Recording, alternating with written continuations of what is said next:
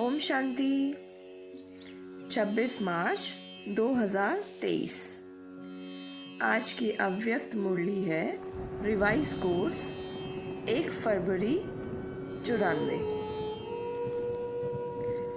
आज की मुरली का टाइटल है, बाबा कहते हैं, त्रिकालदर्शी स्थिति के श्रेष्ठ आसन द्वारा सदा विजयी बनो और दूसरों को शक्ति का सहयोग दो। बाबा कहते हैं, त्रिकालदर्शी स्थिति के श्रेष्ठ आसन द्वारा सदा विजयी बनो और दूसरों को शक्ति का सहयोग दो।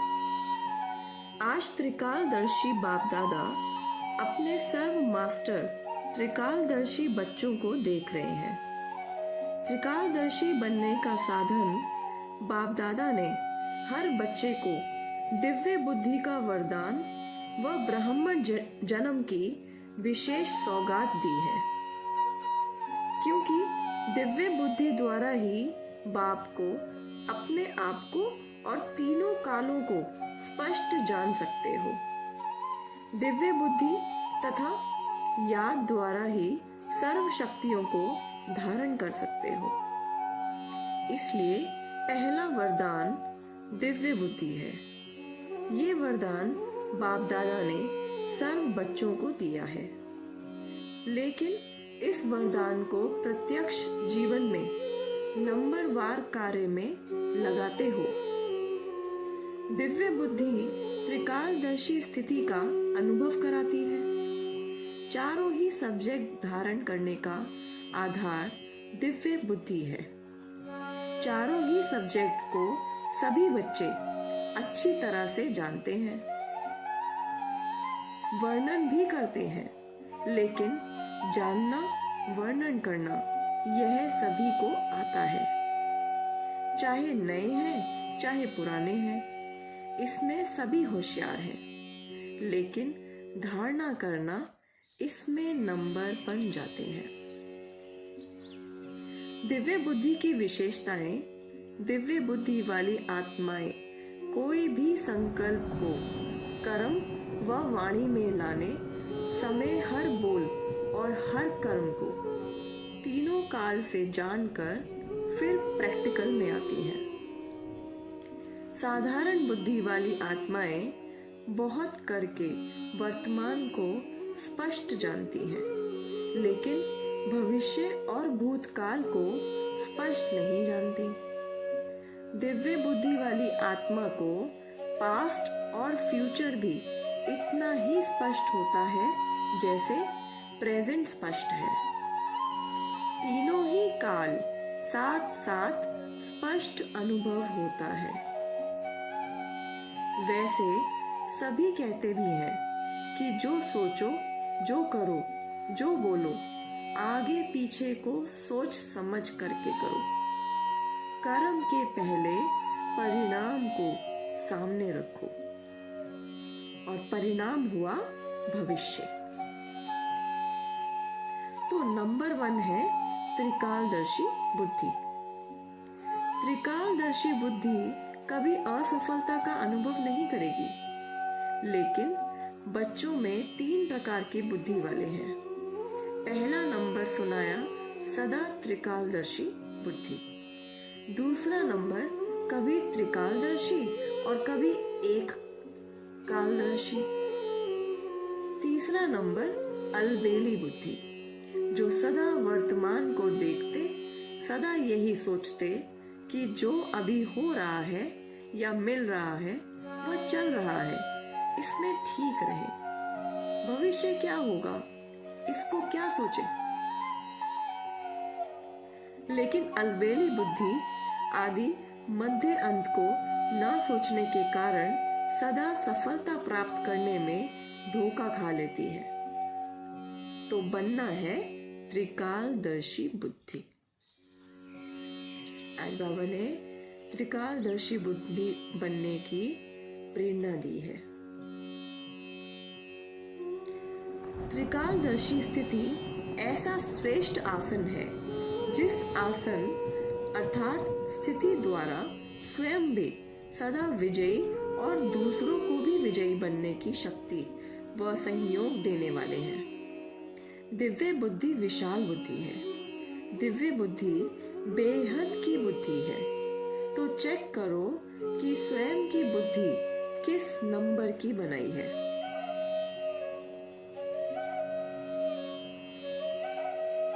बाबा कहते हैं आप बच्चों को चेक करना है कि आपकी बुद्धि किस नंबर की बनी हुई है। बाप दादा ने बच्चों की रिजल्ट में देखा कि ज्ञान, गुण, शक्तियों का खजाना जमा सभी बच्चों के पास है, लेकिन जमा होते भी नंबरवार क्यों है? ऐसा कोई भी नहीं दिखाई दिया जिसके पास खजाने जमा नहीं हो। सभी के पास जमा है ना, फिर नंबरवार क्यों? अगर किसी से भी पूछेंगे, स्वयं का ज्ञान है, बाप का ज्ञान है, चक्र का ज्ञान है, कर्मों के गति का ज्ञान है, सभी के पास सर्व शक्तियां हैं कि कोई है कोई नहीं है। ज्ञान में सभी ने हाँ किया और शक्तियों में हाँ क्यों नहीं किया? अच्छा, सभी गुण हैं। सर्व गुण बुद्धि में है। बुद्धि में ज्ञान भी है, शक्तियां भी हैं, फिर भी नंबरवार क्यों? फर्क क्या होता है? खजाने को विधि पूर्वक कार्य में लगाना नहीं आता है। समय बीत जाता है, फिर सोचते हैं कि ऐसे करते थे, इस विधि से चलते थे तो सिद्धि मिल जाती थी। तो समय को जानना और समय प्रमाण, शक्ति व गुण व ज्ञान को कार्य में लगाना, इसके लिए दिव्य बुद्धि की विशेषता आवश्यक है। वैसे ज्ञान की पॉइंट्स बहुत सोचते रहते हैं, सुनाते भी रहते हैं, कापियों में भी भरी हुई रहती हैं। सबके पास कितनी डायरियां इकट्ठी हुई होंगी। काफी स्टॉक हो गया है ना। तो जैसे बाप के लिए गाया हुआ है कि मैं जो हूँ, जैसा हूँ, वैसे मुझे जानने वाले कोटों में कोई है। जानते तो सभी हैं, लेकिन अंडरलाइन है, जो हूँ, जैसा हूँ, उसमें अंतर पड़ जाता है। इसी रीति जैसा समय और जो ज्ञान की पॉइंट्स या गुण या शक्ति आवश्यक है, वैसा कार्य में लगाना, इसमें अंतर पड़ जाता है और इसी अंतर के कारण नंबर बन जाते हैं। तो कारण समझा? बाबा पूछते हैं। एक तो समय प्रमाण विधि का अंतर पड़ जाता है। दूसरा, कोई भी कर्म व संकल्प त्रिकालदर्शी बन नहीं करते, इसलिए नंबर बन जाते हैं। कोई भी संकल्प बुद्धि में आता है तो संकल्प है बीज। वाचा और कर्मणा बीज का विस्तार है। अगर संकल्प अर्थात बीज को त्रिकालदर्शी स्थिति में स्थित होकर चेक करो तो शक्तिशाली बनाओ, तो वाणी और कर्म में स्वतः ही सहज सफलता है ही है।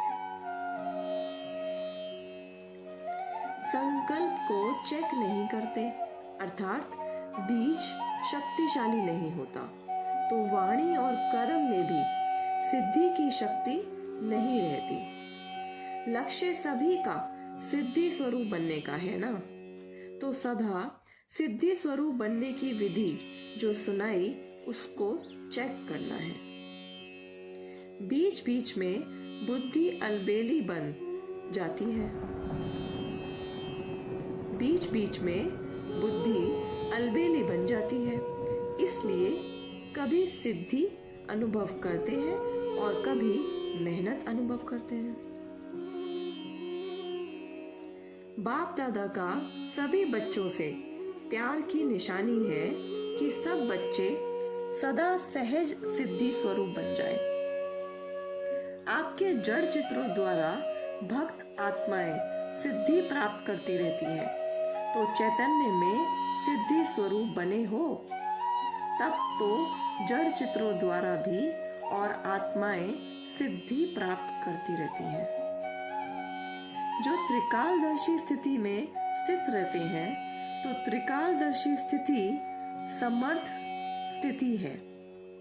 इस समर्थ स्थिति वाले व्यर्थ को ऐसा सहज समाप्त कर देते हैं जो स्वप्न मात्र भी व्यर्थ समाप्त हो जाता है। अगर त्रिकालदर्शी बुद्धि द्वारा कर्म नहीं करते हैं, तो व्यर्थ का बोझ बार बार ऊंचे नंबर में अधिकारी बनने नहीं देता है। तो दिव्य बुद्धि का वरदान सदा हर समय कार्य में लगाओ। बाप दादा ने पहले भी इशारा दिया है कि ज्ञानी योगी आत्माएं बने हो। अब ज्ञान और योग के शक्ति को प्रयोग में लाने वाले प्रयोगशाली आत्माएं बनो। जैसे साइंस की शक्ति का प्रयोग दिखाई देता है ना, लेकिन साइंस की शक्ति के प्रयोग का भी मूल आधार क्या है? आज जो भी साइंस ने प्रयोग कर साधन दिए हैं, उन सब साधनाओं का आधार क्या है? साइंस के प्रयोग का आधार क्या है? मेजॉरिटी देखेंगे लाइट है। लाइट द्वारा ही प्रयोग होता है। अगर कंप्यूटर भी चलता है तो किसके आधार से? कंप्यूटर माइट है, लेकिन आधार लाइट है। तो आपके साइलेंस की शक्ति का भी आधार क्या है? लाइट है ना। जब वह प्रकृति की लाइट द्वारा एक लाइट अनेक प्रकार के प्रयोग प्रैक्टिकल में करके दिखाती है, तो आपकी अविनाशी परमात्मा लाइट, आत्मिक लाइट और साथ साथ प्रैक्टिकल स्थिति लाइट, तो उससे क्या नहीं प्रयोग हो सकता?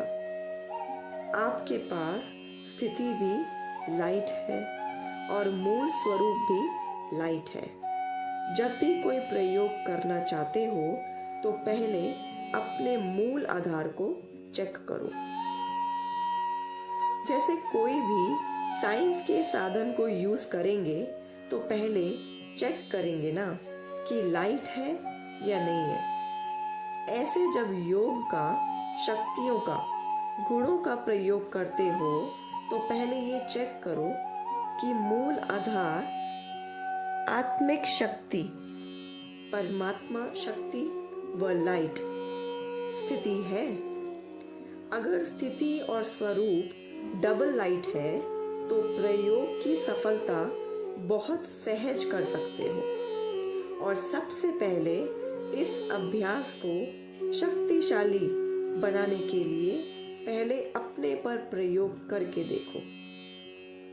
हर मास व हर 15 दिन के लिए कोई न कोई विशेष गुण व कोई न कोई विशेष शक्ति का स्व प्रति प्रयोग करके देखो, क्योंकि संगठन में व संबंध संपर्क में पेपर तो आते ही हैं। तो पहले अपने ऊपर प्रयोग में चेक करो।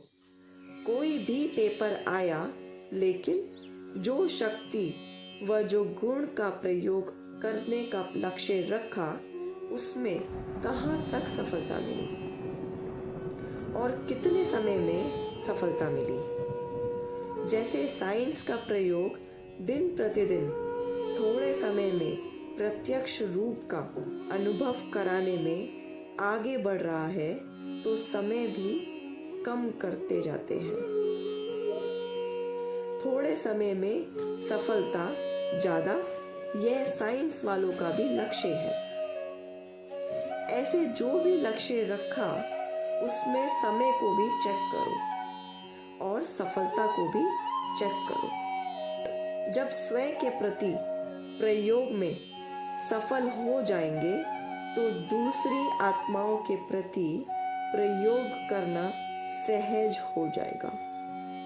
और जब स्वयं के प्रति सफलता अनुभव करेंगे तो आपके दिल में औरों के प्रति प्रयोग करने का उमंग उत्साह स्वतः ही बढ़ता जाएगा।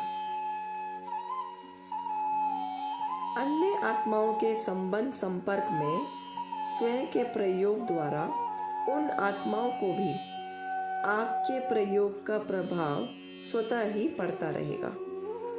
जैसे एक दृष्टांत सामने रखो कि मुझे सहन शक्ति का प्रयोग करना है, तो जब स्वयं में सहन शक्ति का प्रयोग करेंगे तो जो दूसरी आत्माएं आपकी सहन शक्ति को हिलाने के निमित्त है वो भी बच जाएंगी ना, उनका भी तो किनारा हो जाएगा।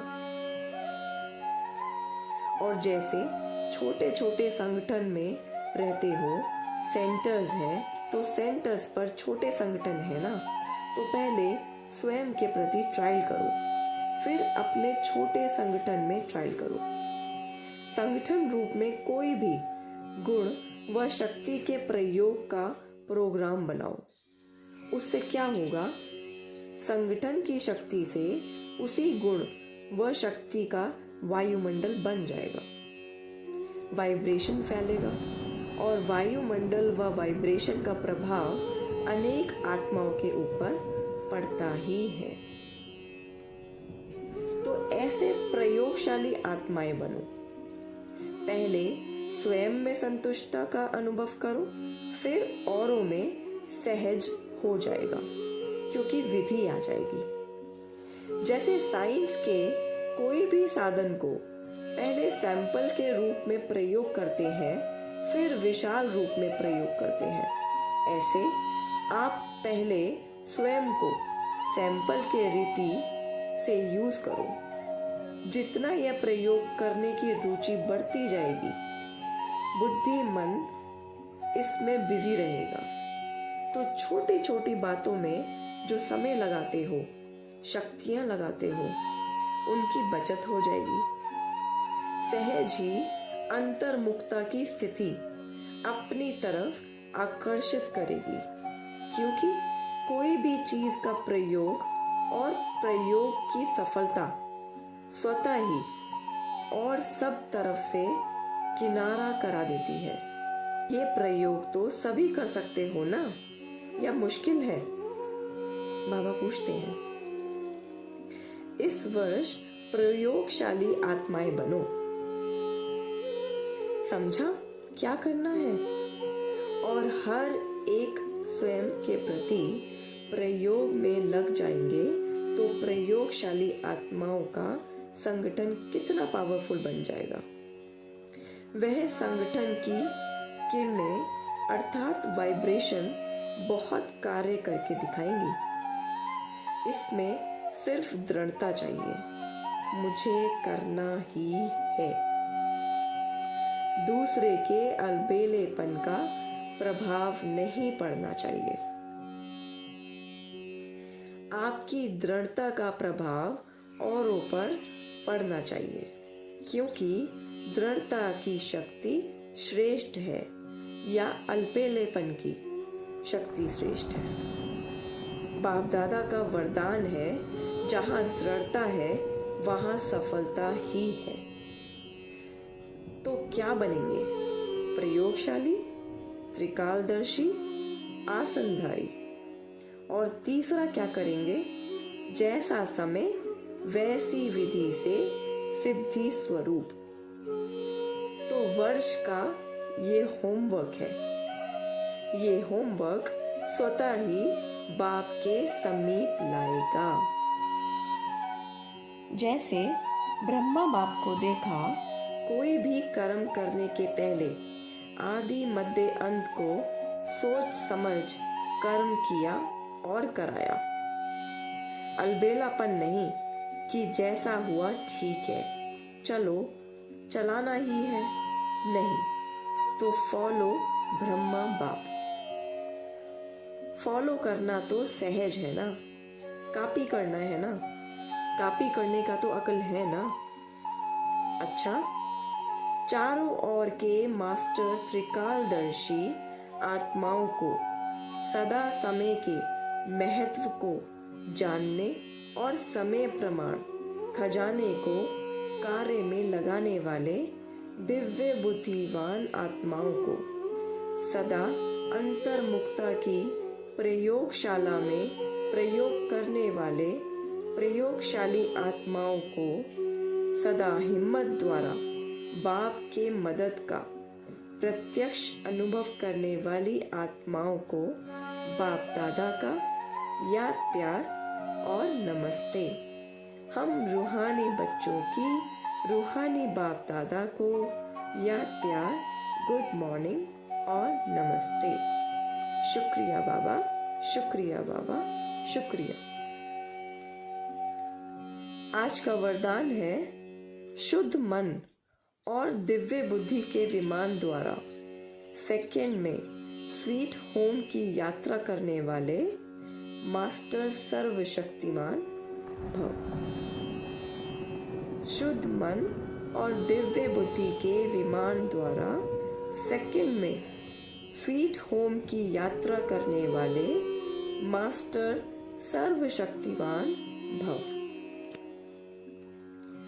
डिटेल है, साइंस वाले फास्ट गति के यंत्र निकालने का प्रयत्न करते हैं। उसके लिए कितना खर्चा करते हैं, कितना समय और एनर्जी लगाते हैं, लेकिन आपके पास इतनी तीव्र गति का यंत्र है जो बिना खर्च के सोचा और पहुंचा। आपको शुभ संकल्प का यंत्र मिला है, दिव्य बुद्धि मिली है। इस शुद्ध मन और दिव्य बुद्धि के विमान द्वारा जब चाहे तब चले जाओ और जब चाहे तब लौट आओ। मास्टर सर्वशक्तिवान को कोई रोक नहीं सकता। आज का स्लोगन है, दिल सदा सच्ची हो तो दिलाराम बाप की आशीर्वाद मिलती रहेगी। दिल सदा सच्ची हो तो दिलाराम बाप की आशीर्वाद मिलती रहेगी। बाबा कहते हैं, जिन बच्चों की दिल सदा सच्ची रहती है तो दिलाराम परमात्मा शिव की आशीर्वाद आप बच्चों को सदा मिलती रहेगी। अच्छा, ओम शांति।